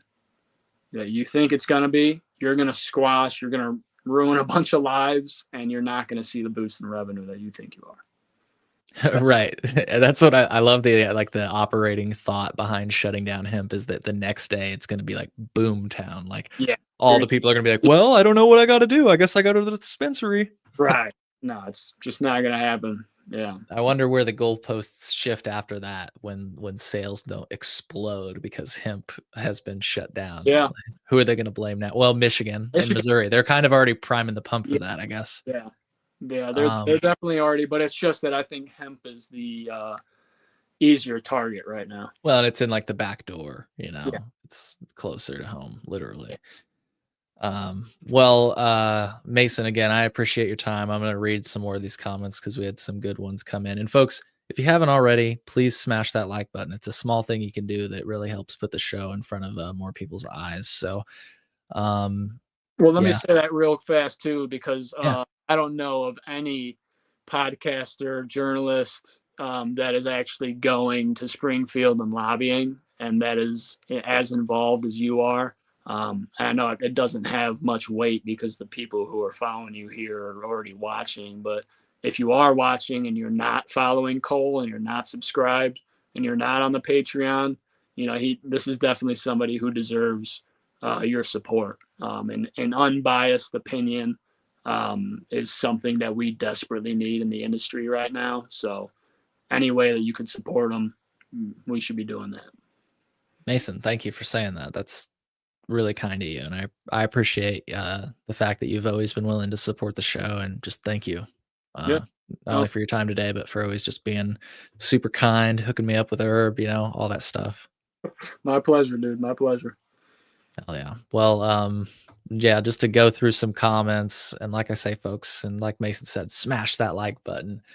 Someone said, maybe I'm just a weirdo, but I want to see people sharing and not buying cannabis. Same with food, though. They said, I guess I'm a dirty hippie at heart. No, I mean, that's me too. Like, one of my favorite parts about growing was sharing it with people. Like, especially like my older brother, like that's my favorite thing. Like, as soon as I get a harvest, as soon as I get, even if it's like I'm buying THCA or something from the dispo, I'm going to share it with him first. So I agree. I think cannabis is meant to be shared too. I think it amplifies the experience when you're sharing it. Absolutely. Somebody said should be able to grow cannabis and let the testing determine which market and regulations it can fall under. Yeah. Should be able to grow type 1 to 4 and let the cannabinoids determine which regulations. Okay, that's an interesting idea. Adam said, mad respect, Mason. They hope to connect with you sometime soon, and they said to keep up the hard work. Appreciate you. Yeah, Brandon said, appreciate you both. Appreciate you, Brandon. Thank you for dropping by. And Genetic Memory Farm said the state needs a particular money threshold to make regulating it worthwhile. So the total pool for the state either has to be a lot of money from a few people or a little money from a lot of licensees. Interesting idea. Yeah. Never thought about that. That's a point that somebody's brought up, where it's like, in order to pay for the regulation, there does have to be those licensing fees and stuff. And that's an interesting, I don't know how you would even begin to like balance that, you know what I Right. mean? But that's why I'm not a regulator. Well, yeah, Um, and that's a good point too, because I think I've heard you talk about it in the past about how limiting licensing was going to make it the industry much more predictable, especially like over the next few years. So that's interesting in terms of revenue too. yeah, yeah, yeah. The way I've heard it, to your point, from some of these executives, they say like, I mean, if you're sitting down in a boardroom and you've got a whiteboard behind you and you're trying to like tell people, like, they want to know, if we're going to invest in you, what are you going to get us? Yeah. And when you have a limited market with limited participants, you're able to say, well, we get this much of the pie. And so based on what we're going to set as our prices, we're going to estimate we're going to bring in this much from you, which means you get this cut, you get this cut. And it just makes it more predictable versus the way that most other businesses operate. And that's where I can kind of like, I could see where if I were in their shoes, I'd like to think that I'd be like, guys, what are we doing? Right. We can't. But yeah, I wonder if I'm in their shoes and you're seeing the dollar bills and you're doing the math and you're like, well, this, that, and the other. Like, I could see how you might become a proponent of limited licensing. Yeah, I mean, I'd agree with that, especially from that perspective when you're trying to like pitch legalization. You know what I Yeah. mean? Because it's not just like one guy at the top is like, we're doing this. What's the best way to do it? It's you got to get a lot of people on board. And how are you going to do that when you're like, we're just going to open it up? Go do what you want. Most people. I don't know how many politicians are smoking. You know what I mean? But I gotta think that there's quite a few non-cannabis friendly people that you really got to convince. So when Right. you're saying that, like, we're going to let it be the Wild West, they'll figure it out. That's not going to be okay for them. So yeah, I could understand limiting to make it predictable, to be able to make a business model, a predictable plan over the next few years of this is going to equal this. Because if you just open it up, yeah, that predictability definitely goes away. But I don't know. Yeah, it's I go back and forth on it. Like, I can see both sides. Where my heart lies, and like you've been saying through this episode, it might be idealistic. I tend to be very idealistic, I think.